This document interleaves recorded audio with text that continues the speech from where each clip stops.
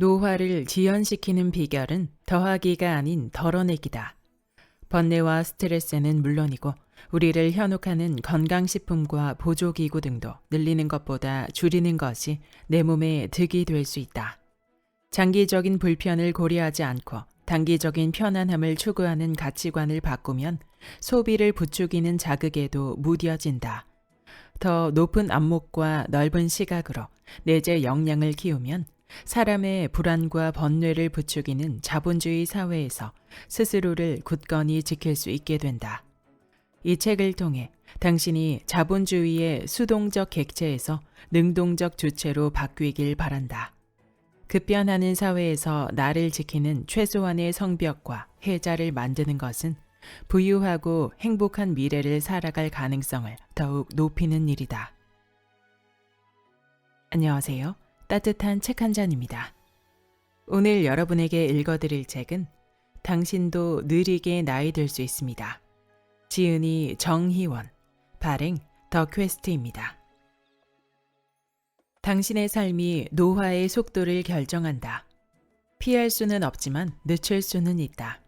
서울 아산병원 노년내과 정희원 교수가 한국 사회의 가속 노화가 도래했음을 경고하고 노화의 속도를 정상화해줄 4가지 기둥과 그에 따른 습관들을 담아 책으로 펴냈습니다. 한국의 통계를 보면 신체 질량지수나 음주를 비롯한 젊은 성인의 건강 지표가 지난 몇 년 동안 눈에 띄게 나빠지고 있습니다. 실제로 이곳저곳 아프지 않은 곳이 없는 30대 여성, 치매가 생긴 것 같다는 40대 남성, 원인 모를 쇠약감 때문에 이 병원 저 병원을 전전하던 50대 남성 등 진료실을 찾는 젊은 환자들도 생겨나고 있습니다. 노인 의학자들은 우리가 77세까지 경제 활동을 해야 한다고 생각합니다. 통상적으로 노년층이라고 일컬어지는 60대에는 경제적으로 정신적으로 은퇴가 힘든 것입니다. 정희원 교수는 이러한 사회적 필요에 의해 본인의 진료 경험뿐 아니라 임상 연구, 과학, 인문학, 경제학 등을 넘나들며 지속 가능하게 나이 들기 위한 4M 건강법을 구축했습니다. 현재 한국 사회의 인구 구조 및 복지 제도를 살펴봤을 때 건강은 최고의 재테크입니다. 늦었다고 생각하지 마세요. 지금이 가장 이른 때입니다. 그럼 지금부터 본문 일부를 낭독해드리겠습니다. 몸은 움직이도록 설계되었다. 이동성 도메인의 내재 역량, 곧 신체 기능은 에너지 대사 체계의 건강 상태를 결정해서 노화 속도를 제어하고 정서와 인지에도 영향을 주는 삶의 중요한 요소다. 특별히 장애가 없는 사람이라도 이 도메인의 성능이 어느 수준 이하로 떨어지면 일상생활의 모든 움직임에 도움을 받아야 한다. 균형 감각과 근력이 떨어지면서 낙상이라도 당해 엉덩이 관절이 골절되기라도 하면 여간에서는 정상적인 일상생활을 회복하기가 어렵다. 이동성 도메인의 내재 역량이 낮으면 어떤 질병에 걸려도 수술이나 방사선 치료, 약물 치료를 제대로 받기 어렵거나 치료를 받은 후 신체 기능이 더욱 떨어져 요양병원이나 요양원에서 여생을 보내게 된다. 활동이 줄어들면 마음 건강, 건강과 질병 상태 등 다른 도메인의 상태가 나빠지는 속도도 빨라진다. 노년기에는 신체 기능 수준만으로도 생물학적 나이와 기대 여명을 계산할 수 있을 정도다. 이동성은 그야말로 죽고 사는 것까지 결정지을 정도로 관리 가능한 내재 역량 전체에서 가장 파급력 있는 도메인이다. 그러나 대부분의 현대인은 자신의 이동성 도메인을 학대하고 있다. 이동성을 방해하는 현대사회의 요소들. 인간의 골격계는 적어도 100만 년 이상의 오랜 시간 동안 이동과 생산수단의 역할을 수행했다. 그러나 엘리베이터와 철도, 자동차 등의 탈 것과 내연기관이나 전기, 유압장치 등의 기계가 보급되면서 사람의 근골격계는 자유로워졌다. 현대적 산업사회와 도시 구조가 이룩되었고 인간은 몸의 편안함을 얻게 되었다. 하지만 이동성의 내재 역량은 원시 인류에 비해 큰 폭으로 낮아졌다. 그 대가는 성인기 이후 수십 년 동안 이어지는 근골격계의 불편과 몸과 마음의 질병, 나아가 노년기의 신체 기능 저하와 장애였다. 노동으로서의 운동을 그만두고 이동성을 기계에 맡긴 결과 역설적이게도 운동 역시 노동화되었다.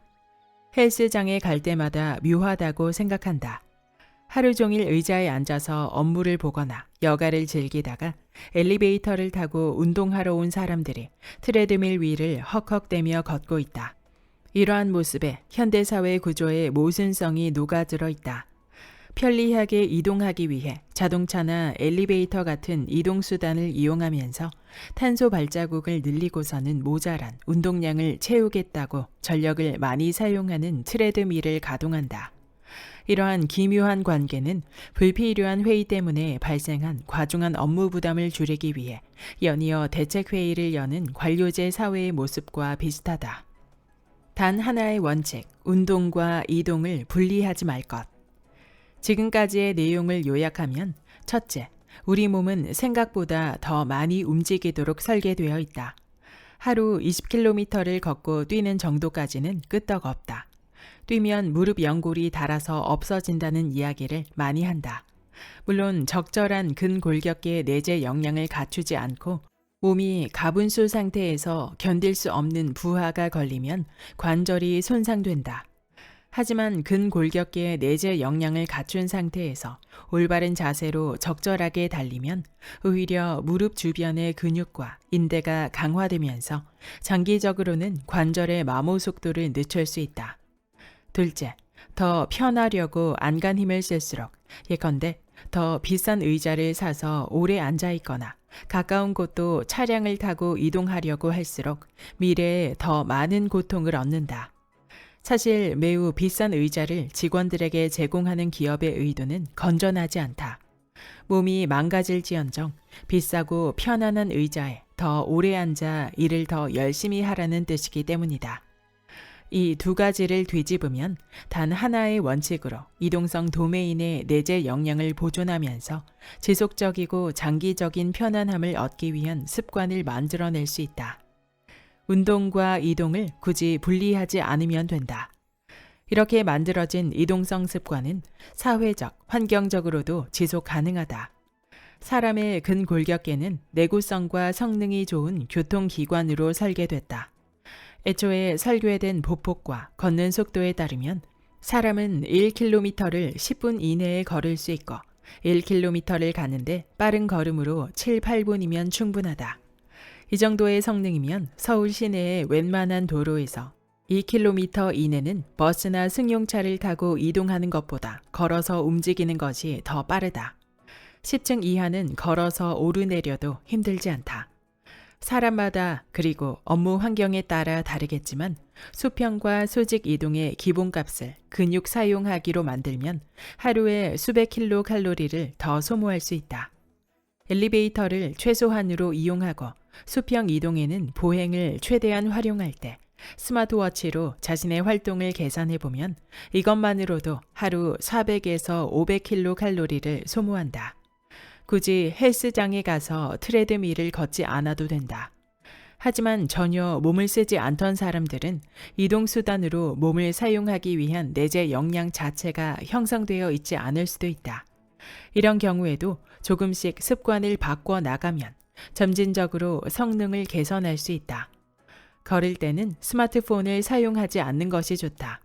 스마트폰을 보면서 어깨와 등, 목이 구부정한 자세로 걸으면 근골격계 긴장을 유발해서 목과 허리 디스크의 과부하를 초래한다. 이는 하늘로 잘 자라는 나무 한쪽에 강력한 고무줄을 매달아 당기고 있는 형국이다. 정신적으로도 걷기가 제공하는 상쾌함을 스마트폰으로 분비된 인위적 도파민이 압도하는 느낌이다. 스마트폰을 치우고 머릿속에 여유가 생기면 자신의 자세와 호흡을 살펴보자. 몸 전체의 감각, 귀에서 들리는 소리, 호흡 등 현재에 집중하는 마음 챙김을 이용하는 것이다. 뇌의 디폴트 모드 네트워크를 점검하고 마음의 엔트로피를 낮추는 작업이다. 끊임없는 메신저의 알림과 전화벨에 시달리느라 흥분한 마음, 좁아지고 짧아진 호흡, 몸의 이곳저곳에 생긴 근육의 긴장을 살펴본다. 불교 명상, 기공이나 비교적 최근에 등장한 서구의 알렉산더 테크닉에 이르기까지 사람의 몸과 마음을 살피는 많은 가르침에 따라 긴장을 없애려고 애쓰지 않고 떠오르는 생각과 번뇌를 그저 바라본다. 호흡도 억지로 조절하지 않는 것이 좋다. 이 과정 자체로 스트레스 호르몬인 노르에피네프린의 분비가 줄어든다. 자신의 몸은 어딘가로 걸어가고 있지만 뇌는 쉬는 셈이다. 고급 자동차의 뒷좌석에 구부정한 자세로 앉아 목을 빼고 스마트폰 화면을 들여다보는 순간의 편안함이 몸에 상해를 입히고 스트레스를 가중시킨다면 반대로 서두르지 않고 지금을 생각하면서 걷는 것은 귀찮아 보이더라도 편안한 몸과 마음을 얻는 행동이다.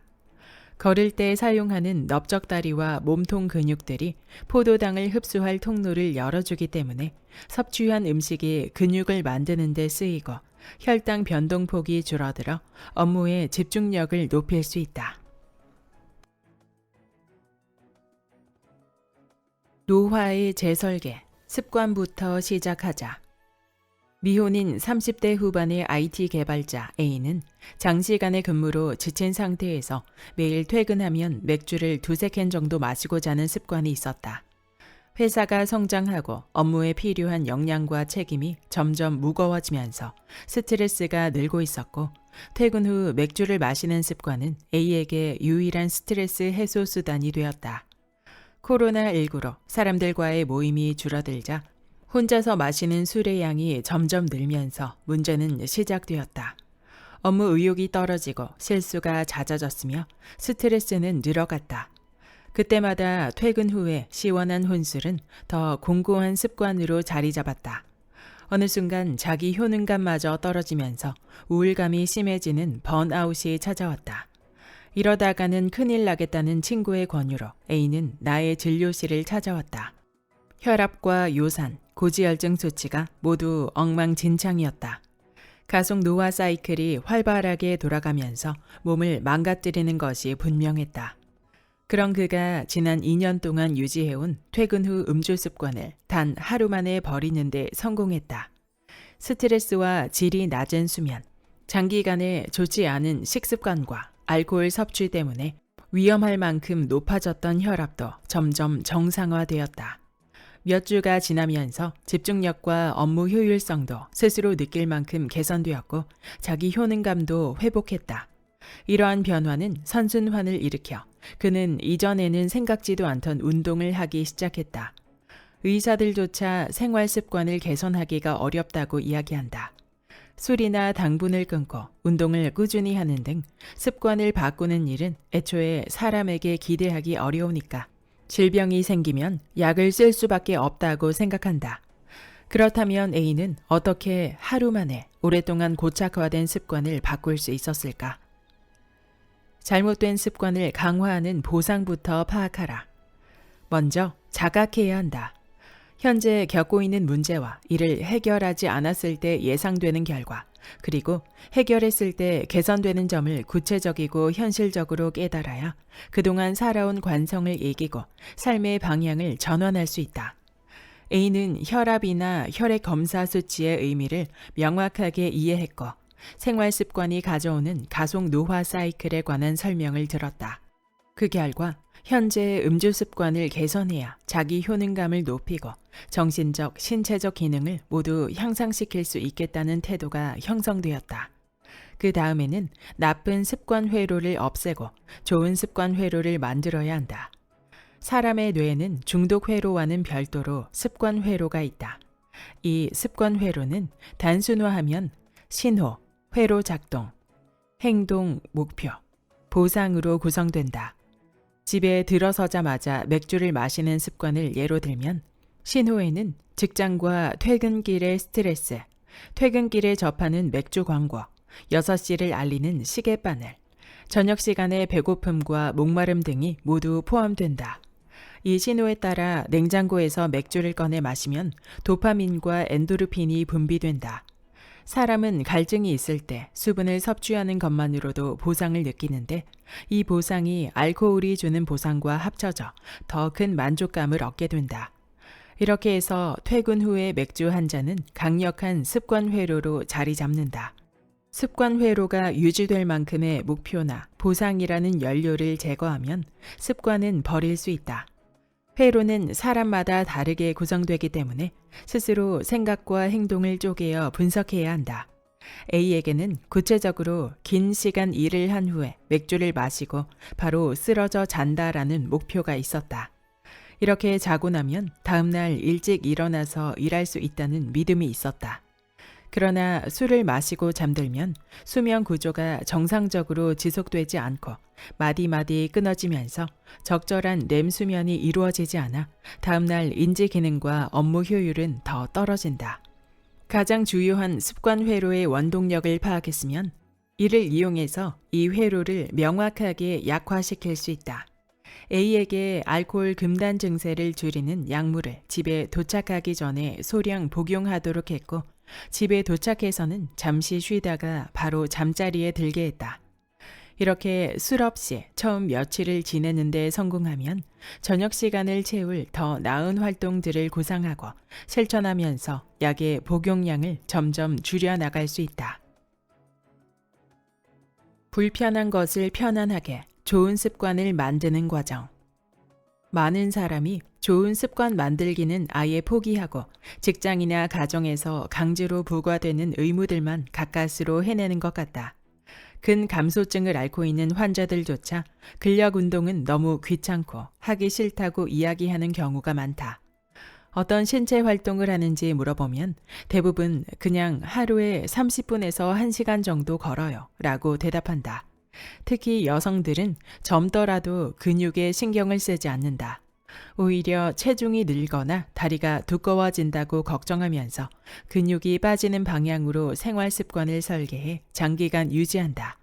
그 결과 허리, 목, 어깨가 아프고 제대로 앉기도 어려울 정도로 근육이 부족한 경우가 많다.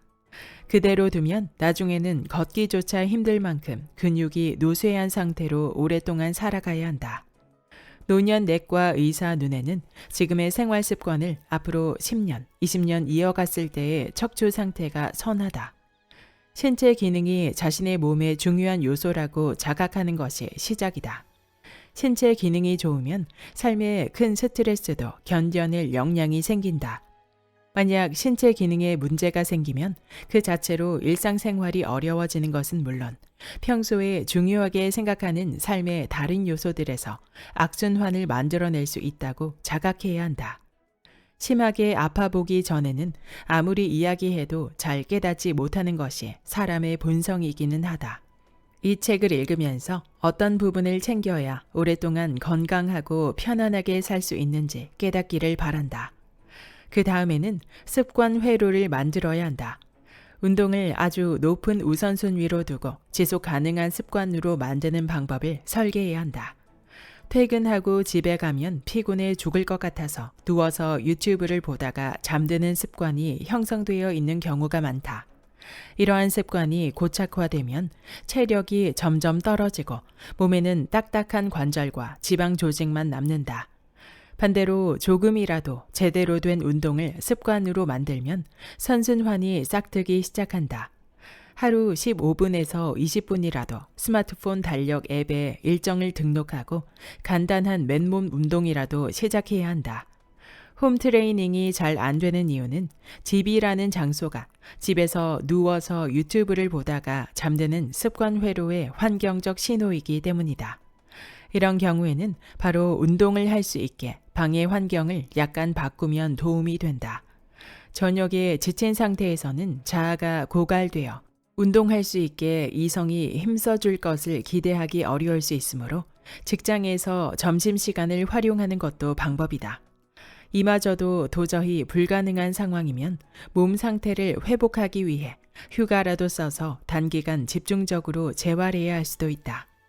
2, 3주 정도 거의 매일 반복하면 생활의 여러 요소가 빠르게 개선되는 경험을 할 수 있다. 또한 해낼 수 있는 운동 강도가 점차 높아지면서 도파민과 엔도르핀이 점점 많이 분비된다. 사람마다 차이가 있지만 이렇게 4에서 6주를 유지하면 습관 회로의 재생산 지수가 복리의 문턱값을 안정적으로 넘기고 습관으로 자리 잡는다. 이렇게 만들어진 습관은 불필요한 회식에 참석하지 않고 퇴근 후에 맥주를 마시지 않기 위한 좋은 닷 역할을 해줄 것이다. 또한 이렇게 생활 습관을 점검하고 재편성할 역량을 키우는 것은 이제 살펴볼 내재 역량을 쌓아 나가는데 아주 중요한 도구가 된다. 어떻게 운동해야 할까? 올바른 운동의 파급 효과.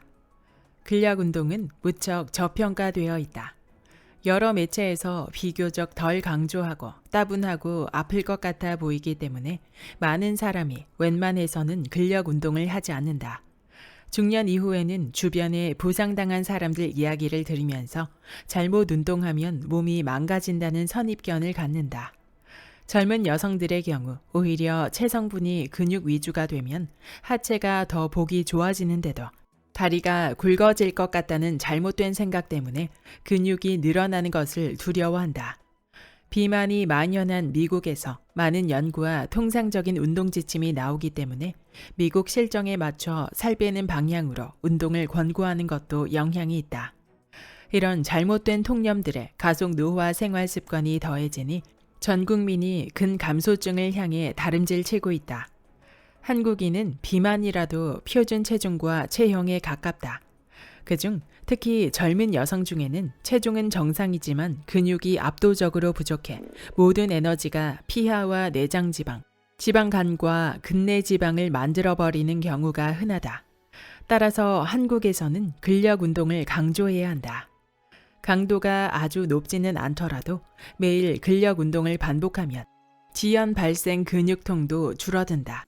1개월만 꾸준히 해도 좋은 습관이 형성되어 힘들이지 않고 반사적으로 운동을 시작할 수도 있다. 2, 3개월 정도 계속하면 몸의 대사체계가 바로잡히고 근내 지방이 빠지며 섭취한 에너지는 근육 성장에 사용된다. 모두 습관의 힘이다.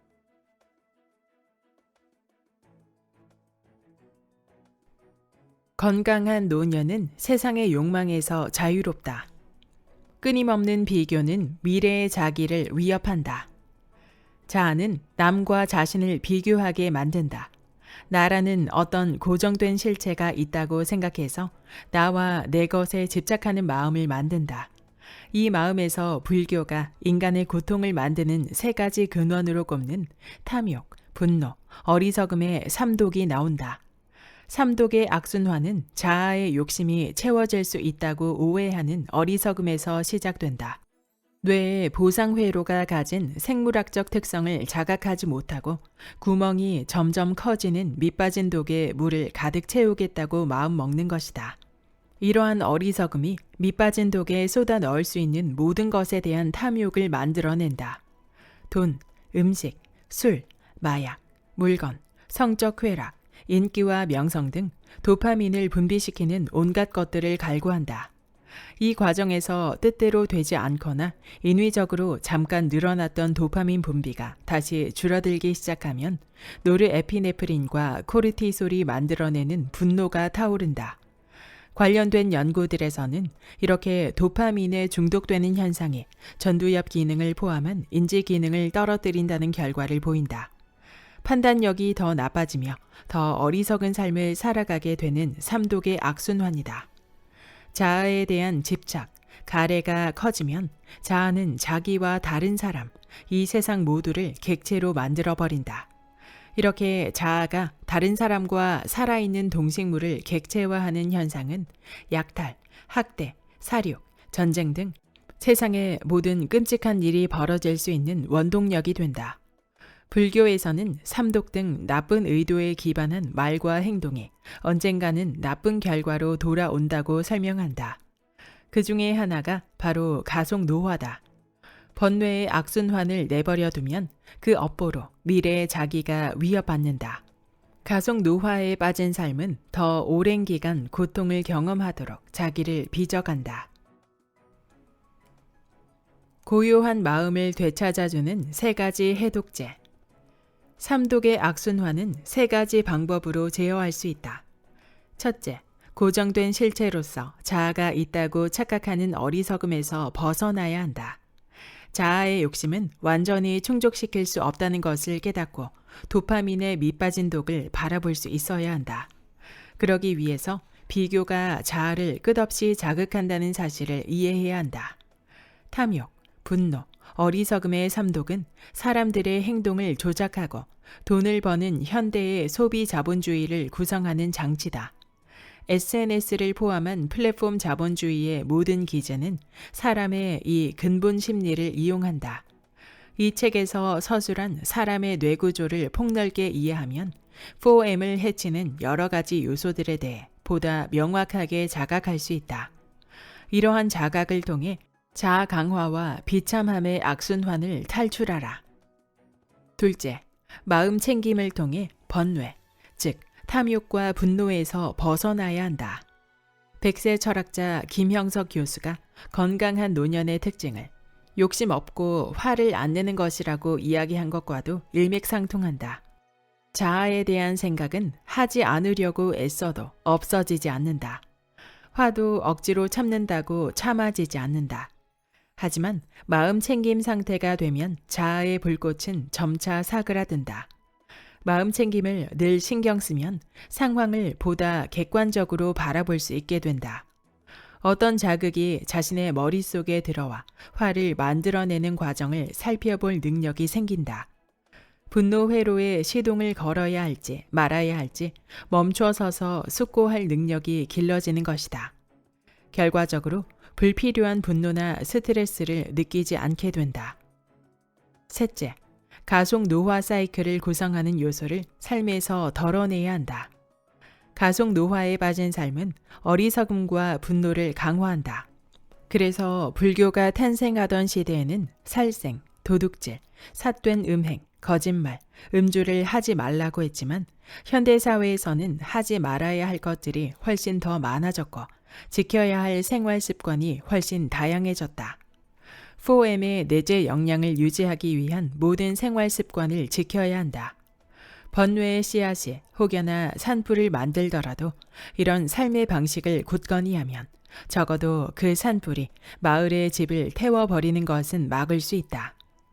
삼학을 실천하면 마음의 엔트로피가 더 낮은 상태, 내재 역량이 더 높은 상태의 마음 건강을 빚는다. 삼학을 통해 자아라는 검은 점이 흐릿해지면 그동안 먹고 마시고 싶던 것들, 갖고 싶던 것들, 이루고 싶던 것들, 화나게 하던 것들의 영향력이 약해지는 것을 볼 수 있다. 나의 탐욕과 분노가 가속 노화 사이클에서 벗어나지 못하도록 쇠사슬 역할을 하고 있었음을 깨닫는 것이다. 오래전에 사람을 관찰하는 것만으로 자아가 만드는 가속 노화 사이클을 제어할 방법을 정립했던 불교가 놀라울 따름이다.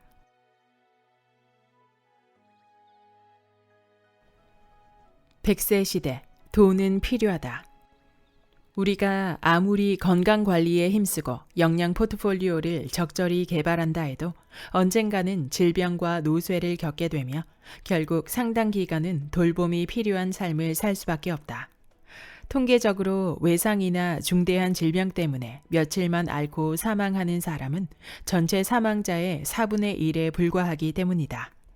생의 마지막에 가까워질수록 노화 축적에 따른 여러 가지 의학적, 생물학적 이상 소견이 불거져 나온다. 이에 따라 기능 저하의 궤적이 달라진다. 급사로 사망하는 4분의 1 외에 4분의 1은 말기 암 같은 질환으로 몇 개월에 걸쳐 4분의 1은 만성 심장, 콩팥, 폐 등의 질환으로 몇 년에 걸쳐 마지막 4분의 1은 치매, 노쇠로 때로는 10년을 넘길 정도로 긴 기간에 걸쳐 기능 저하를 겪다가 사망한다. 피할 수 없는 의료비 지출. 의학적, 생물학적 고장은 의료 비용 지출로 이어진다.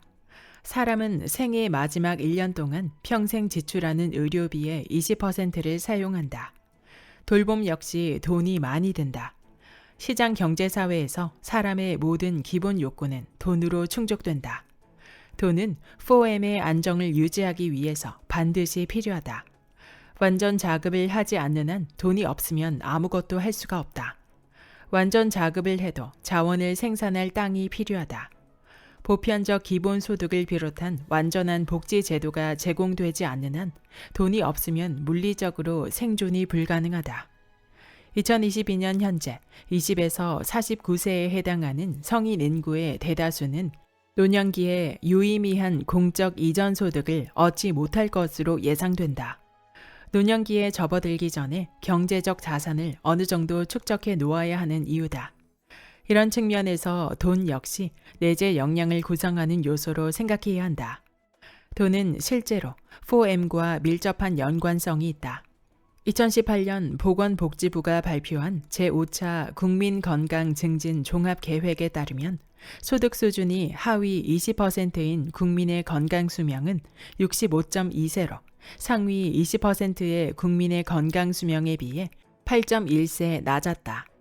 조사 시점의 전 국민 평균 건강수명은 70.4세였다. 거주 지역에 따라서도 평균 건강수명의 차이가 있다. 경기 용인시 수지구는 건강수명이 75.3세인데 반해 부산 영도구는 62.2세로 무려 13년이나 차이가 난다.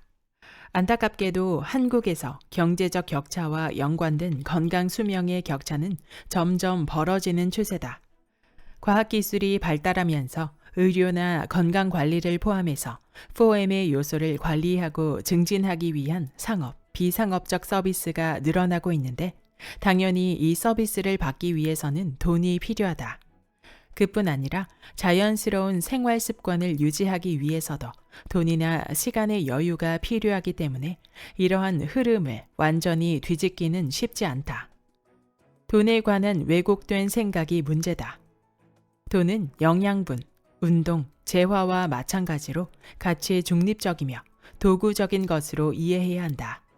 잘못된 소비 자본주의적 관점 때문에 사물의 상징적 가치나 교환 가치가 사용 가치를 소외시키면 4M이 고장나는 것처럼 삶의 안전망으로서 내재 역량의 하한을 지켜주는 도구인 돈은 너무 부족해도 큰 문제를 일으킨다. 그러나 돈에 대해 잘못된 생각을 갖는 것도 삶에 큰 문제를 일으킬 수 있다. 그 잘못된 생각은 크게 두 가지로 분류할 수 있다. 첫 번째는 돈을 살 수 있는 모든 것을 갖기 위한 욕망 충족의 도구로만 여기는 생각이다. 두 번째는 돈 자체를 목적으로 두는 스스로 돈의 노예가 되는 생각이다.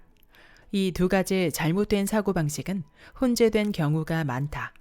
그뿐만 아니라 탐욕, 분노, 어리석음과 밀접하게 연관되어 압도적으로 강력해지면 도리어 사람의 머릿속은 본래 4M을 위한 도구였던 돈에 지배된다.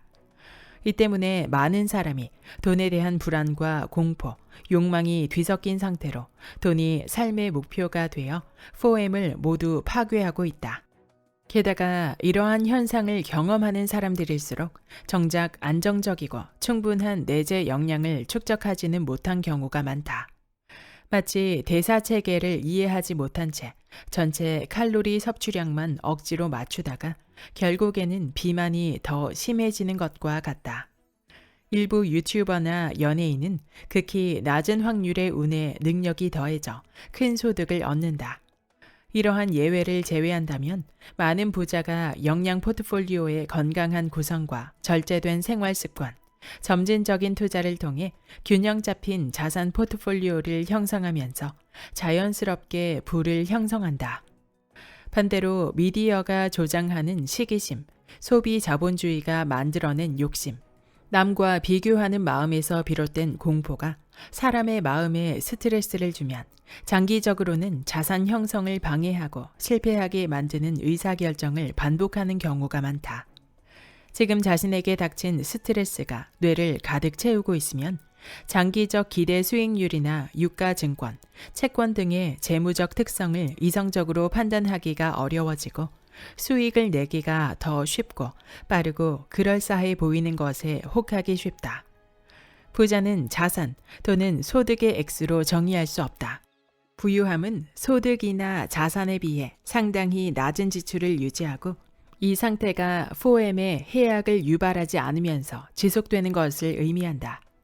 1조 원을 가진 사람이라도 2조 원이 있는 옆 사람이 가진 더 큰 요트가 탐이 나서 안절부절 못한다면 부자라고 할 수 없다. 진정한 부의 체계는 내재 역량에서 비롯된다. 진정한 부의 체계는 나에게 중요한 것의 형성 과정에서 만들어지며 지금까지 이 책에서 다룬 내용을 포함한 다음 몇 가지의 방법으로도 만들 수 있다. 1.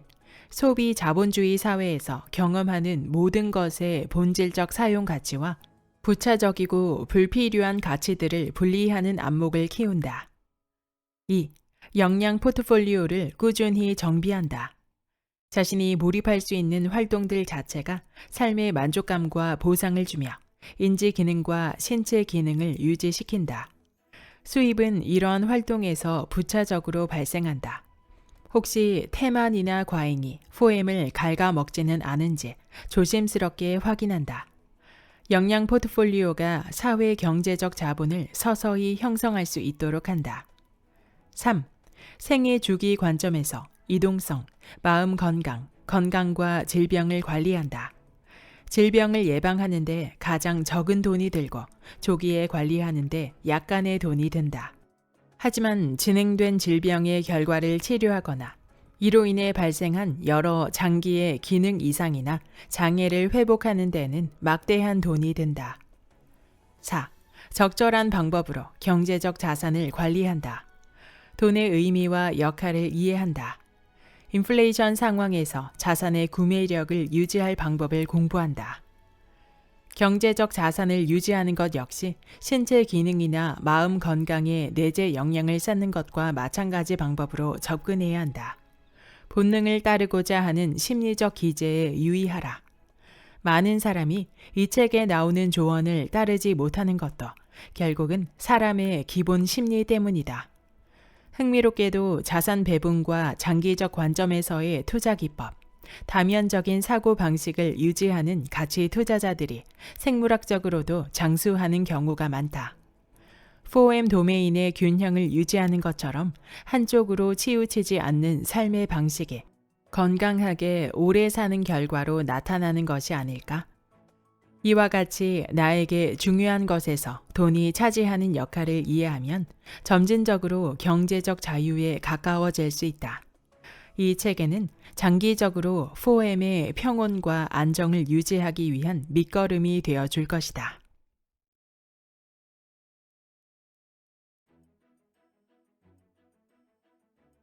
여기까지 당신도 느리게 나이 들 수 있습니다의 본문 일부였습니다. 이 책의 저자 정희원님은 서울 아산병원에서 노년내과 전문의로 재직 중이며 노인의학과 노화에 대해 지속적인 연구를 해옴으로써 노화에 대해 잘못 알려진 사실이나 건강하게 나이 들기 위한 조언들을 꾸준히 알리는 활동을 하고 있습니다. 저자는 사람의 몸과 마음은 연결되어 있기에 어떤 증상이 발현되었다면 복합적이고 비선형적인 원인과 해결책을 통해 바라봐야 한다고 강조합니다. 저자는 우리가 사는 현대사회에서 60대 이상의 노년층뿐 아니라 20, 30대의 젊은 층에서도 운동 부족과 잘못된 식습관, 도파민 중독 등으로 가속 노화가 빠르게 진행되고 있음을 시사합니다. 특히 코로나19 시대를 지나가면서 사람들과의 만남이 줄어들었고 움직임 자체가 줄어들었으며 배달 음식을 시켜 먹는 환경의 영향을 받았다는 것 또한 강조하는데요.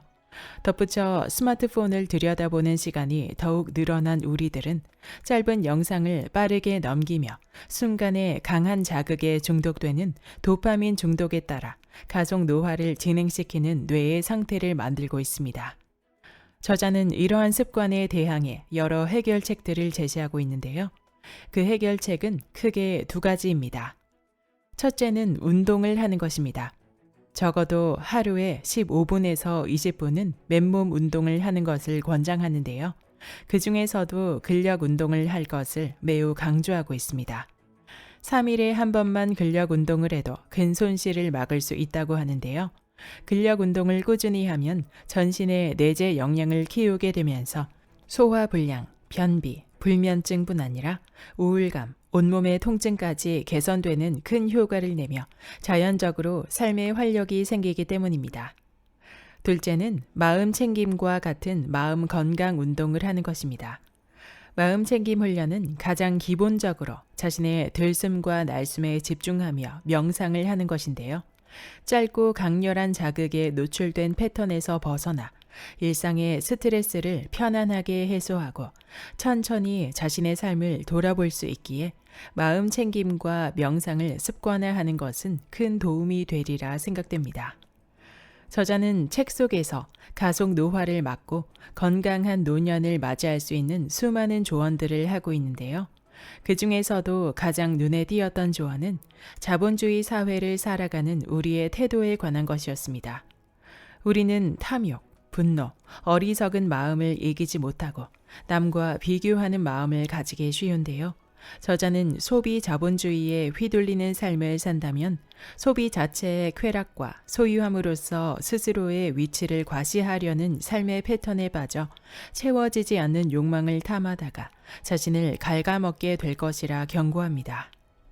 이에 맞서 자신에게 정말 중요한 가치를 탐색하는 시간을 가지고 소비 자본주의에서 정말 필요한 것과 불필요한 것을 분리해서 보는 안목을 키우며 마음 건강과 신체 건강을 돌보는 작업이 필수적이라 강조합니다.